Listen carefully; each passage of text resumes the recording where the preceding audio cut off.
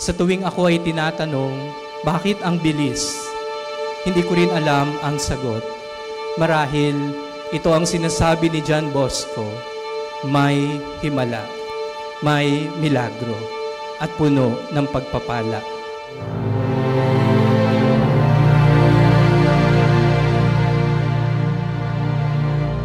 Bago pa maitayo ang simbahan na ito, masaya na akong pinagmamasdan ang simbahang tao. Gaya po ng sabi ko sa inyo, mawawala tayo sa mundong ito, pero hindi na mabubura sa kasaysayan ng Mary Help of Christians Quasay Parish ang lahat ng ating simulain, ang lahat ng ating mga pagpapagal, ang lahat ng ating karanasan. Palakpakan po natin ang lahat na nagtulong-tulong para magawa ang bahay dalanginan na ito.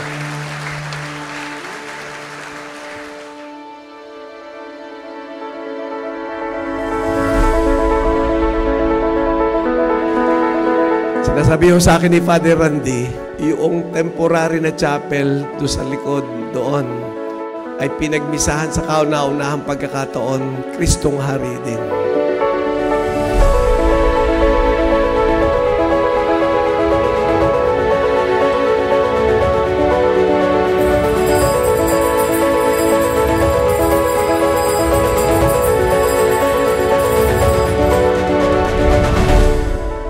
Ngayon, narito na tayo.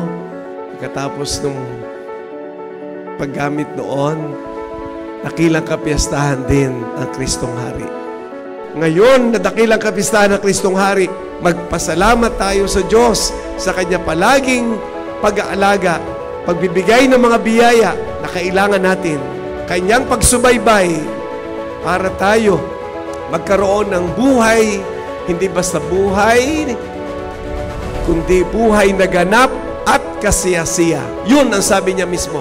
I came that you may have life and have it abundantly.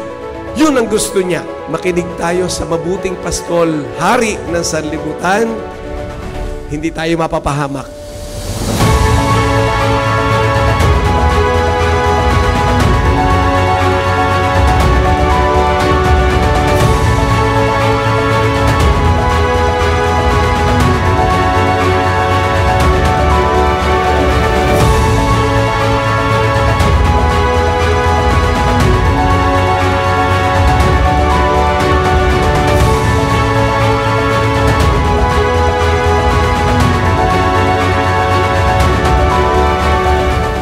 Ang simbahan na ito, ang bahay dalanginan na ito ay bunga din ng maraming pagtutulungan, pagmamalasakitan at pagbibigay ng kakayahan.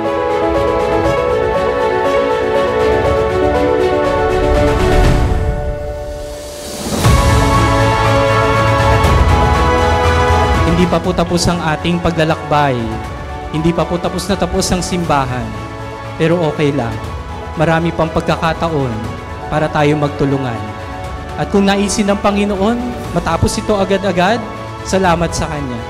Pero kung kailangan nating matuto bilang sambayanan sa mga proseso na ating pagdaraanan, sige lang, doon natin makikita na ang simbahan ay hindi lamang simbahang bato, ang simbahan ay simbahang tao.